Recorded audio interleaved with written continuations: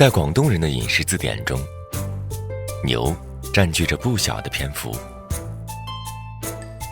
如果说主流菜单是属于牛肉的，那么品种丰富的内脏则在小吃的类别中自成一章。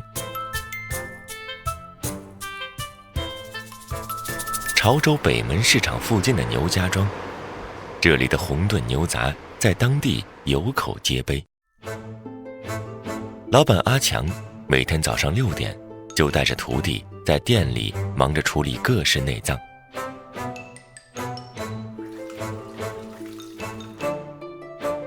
清洗干净后进行卤制，加入切碎的南姜以及八角、香叶、桂皮、丁香、陈皮、辣椒等基本香料。和大部分做法牛杂混煮不同，阿强比较讲究的地方是将不同内脏分开炖煮，一方面各自需要的时间不尽相同，同时也保证口味不互相窜场。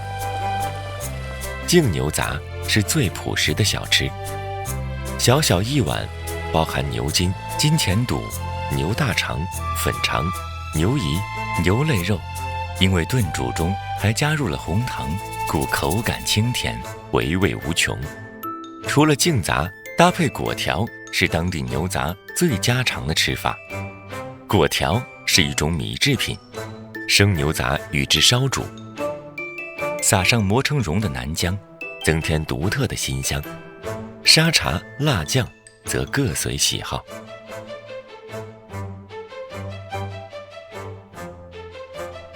灌果条其实就是干捞，将汆烫过的果条同牛肉、花生酱、沙茶酱等酱料拌着吃，甘香四溢。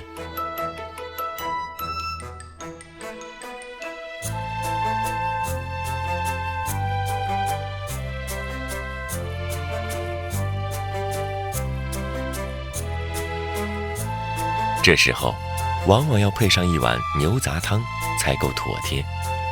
其貌不扬的清汤加上牛杂、牛肉丸、豆芽，却至为鲜醇。其中的秘诀就在于底汤，它是用牛骨、牛筋和黄豆熬炖而成。对于潮汕人来说，一碗牛杂落肚，这周身的舒畅难以言喻。